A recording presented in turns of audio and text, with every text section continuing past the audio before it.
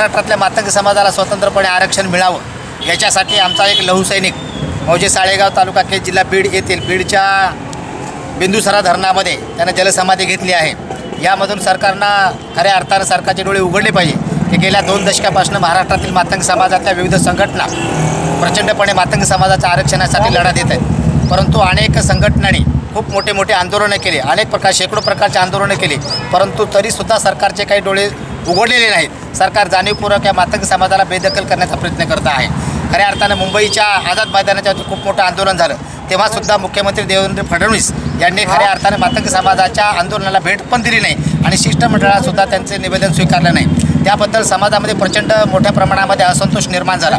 याची परिणती अशी झाली की आमच्या साळेगावचा जो लौहसैनिक आहे स्वर्गीय संजय भाऊ ताकतोडे यांच्या मनावरती परिणाम झाला आणि त्याचा परिणाम असा झाला की बिंदुसरा धरणामध्ये त्यांनी व्हिडिओ क्लिप तयार केली आणि व्हिडिओ क्लिप तयार करून स्वतःला जलसमाधीनं आपलं स्वतःचं जीवन संपवलं।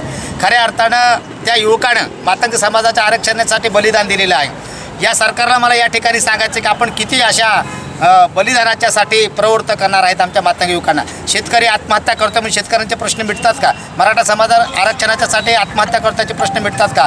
आणि अशा पद्धतीची भूमिका घेऊन आमच्या मातंग समाजाला सुद्धा जर आम्ही बलिदान दिलं तरच आरक्षण हे सरकार देणार आहे की काय, अशा पद्धतीची भूमिका घेऊन आमच्या संजयनं खऱ्या अर्थानं स्वतःला संपवून घेतलेलं आहे। माझं आव्हान असणार आहे मातंग समाजातल्या महाराष्ट्रातल्या सर्व मातंग युवकांना की बाबांनो आत्महत्या करू नका।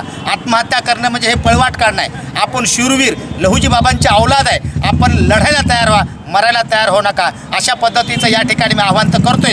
आज लातूरच्या गांधी चौकामध्ये प्रचंड मोठे अशा पद्धतीचं रास्ता रोको आम्ही केलेला आहे। या रास्ता रोको आंदोलनामध्ये कोणत्याही प्रकारच्या एका संघटनेने केले नाही, तर या शहरातल्या नव्हत्या या जिल्हाभरातल्या जेवढ्या काही मातंग समाजाच्या संघटना आणि सकल मातंग समाज आहे या माध्यमातून आम्ही आज या ठिकाणी आंदोलन केलेलं आहे। आम्हाला यश सुद्धा आलेलं आहे आणि राष्ट्रपतींना या ठिकाणी लातूरच्या जिल्हाधिकाऱ्यांच्या मार्फत आम्ही हे सगळं शिष्टमंडळ या ठिकाणी निवेदन देतो आहे।